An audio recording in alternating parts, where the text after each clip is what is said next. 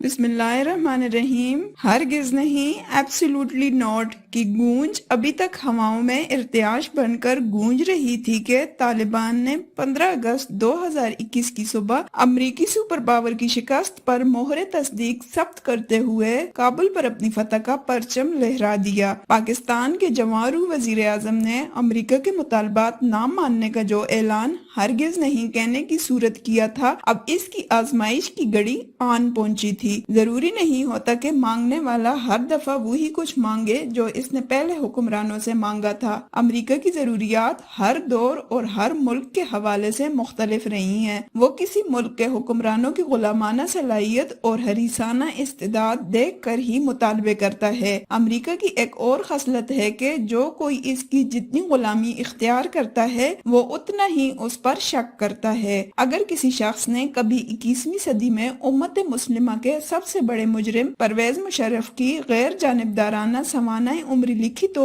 وہ یقیناً ایسا سب کچھ تحریر ضرور کرے گا جو ایک قول و فعل میں تضاد رکھنے والے شخص کے کردار میں ہوتا ہے۔ بھارت کے ہر ٹیلی ویژن چینل پر دہاڑنے والے مشرف کا جو روپ خورشید قصوری کی کتاب میں نظر آتا ہے اور اس میں درج جس فارمولے کے تحت کشمیر کو پلیٹ میں رکھ کر پیش کیا جا رہا تھا تو پڑھ کر حیرت ہوتی ہے۔ جو شخص عالمی سطح پر یہ جھوٹ بول جائے کہ مجھے امریکہ نے یہ دھمکی دی تھی کہ اگر تم نے ہمارا ساتھ نہ دیا تو ہم تمہیں پتھر کے زمانے میں پہنچا دیں گے، جبکہ اس وقت کے ISI سربراہ جنرل محمود گواہ ہیں کہ کسی امریکی نے پاکستان میں کسی شخص کو ایسا کوئی فکرہ یا دھمکی نہیں دی تھی۔ وہ ان دنوں پاکستان کی فوجی مدد بحال کروانے کے لیے خفیہ ایجنسیوں کی سطح پر CIA سربراہ جنرل ٹینٹ سے ملاقات کرنے امریکہ گئے ہوئے تھے۔ جنرل محمود کو 9 ستمبر 2001 کو مایوس لوٹا دیا گیا تھا اور ان کا اس وقت بھی کشکول خالی تھا، لیکن صرف 2 دن بعد 11 ستمبر کا واقعہ ہو گیا۔ اگلے دن جنرل محمود CIA کے ہیڈ کوارٹر لینگلے میں جارج ٹینٹ سے ملنے گئے۔ بقول ان کے جیسے ہی میں ان سے گلے ملا تو ان کے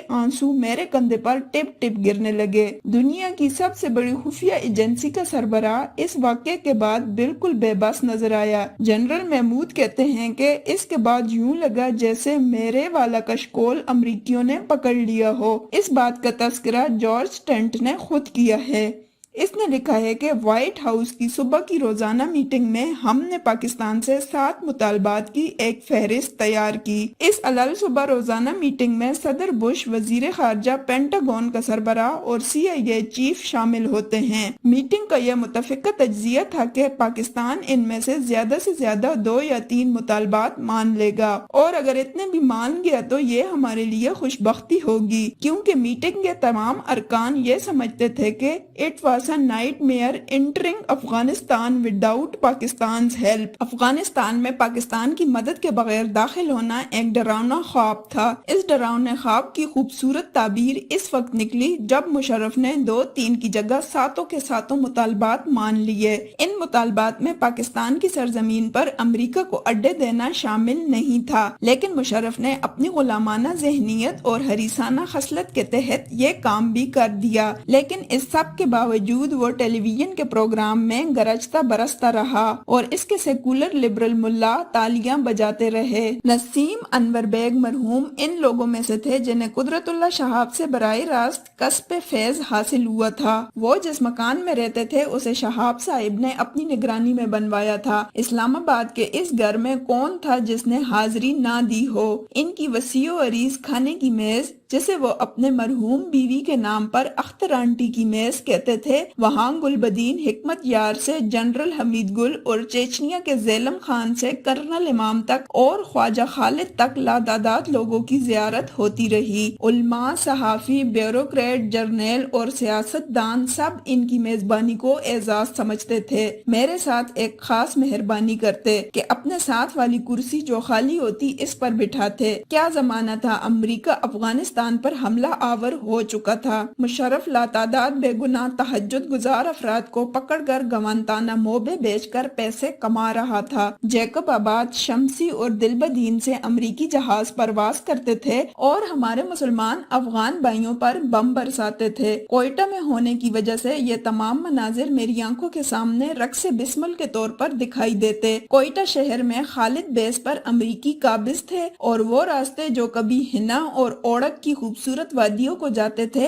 अब आम आदमी के लिए ख्वाब हो चुके थे। कोयटा से जब भी इस्लामाबाद जाना होता नसीम अनवर बेग के साथ वाली कुर्सी पर बैठकर शिकायतों का अंबार लगा देता। वो हस्बे मामूल एक सूफी की तरह सब्र की तलकीन करते रहते। एक दिन मुशर्रफ के बारे में मेरी शिकायत भरी फरियाद से अचानक एक ऐसे मूड में आ गए जिसमें वो कभी कभी बड़ी अहम बात करने के लिए आया करते थे। कहने लगे, देखो मुशर्रफ की बात मत करना, अब कुछ कश्तियों के नसीब में डूबना नहीं होता, तूफान के मुसलसल थपेड़े इनका मुकद्दर होते हैं। बेग साहिब की इस पेशगोई ने एक इत्मीनान दिया और मैंने 2004 में होने वाले आल पाकिस्तान न्यूज़पेपर्स सोसाइटी के अवार्ड की तकरीब जिसमें मुशर्रफ मेहमान खसूसी था बस इतना कहा कि मैं दुआ करता हूँ कि अल्लाह मुझे और जनरल मुशर्रफ को इतनी जिंदगी जरूर दे कि हम दोनों अफगानिस्तान से अमेरिका को जलीलो रुसवा होकर निकलते हुए देखें। मेरे इस फिक्रे पर लातादाद तमस्खुर अंगेज कह के बरसे थे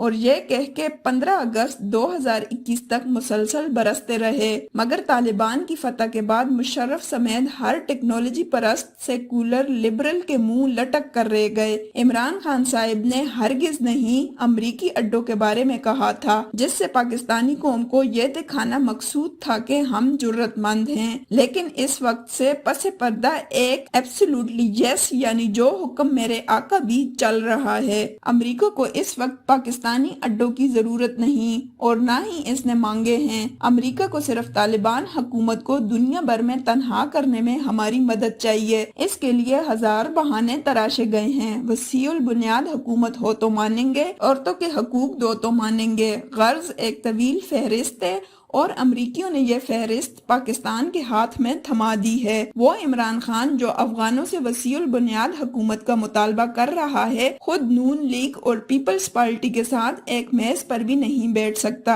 इसे कहते हैं अमरीकी गुलामी का ताज़ा फंदा जो हमें जो हुक्म मेरे आका वाली सतह पर ले आया है। हम इस आलमी बेजमीरी में पूरे के पूरे हिस्सेदार बन चुके हैं जो मिस्र में सीसी और पाकिस्तान में अयूब, यह्या, ज़िया और मुशर्रफ के फौजी कब्जे को तो तस्लीम कर लेती है लेकिन तालिबान को तस्लीम नहीं करती। 20 साल बाद आज हालात फिर वैसे ही हैं। अमरीकी बताते हैं कि हमने 11 सितंबर के बाद पाकिस्तान को भारतीय हमले से डराया था और आज भी भारत के साथ 4 मुल्की इत्तेहाद बनाकर पाकिस्तान को भारतीय हमले से डराया जा रहा है। काश नसीम अनवर बेग जिंदा होते तो पूछता, इमरान खान की कश्ती ने डूबना है या मुसलसल थपेड़े खाने हैं।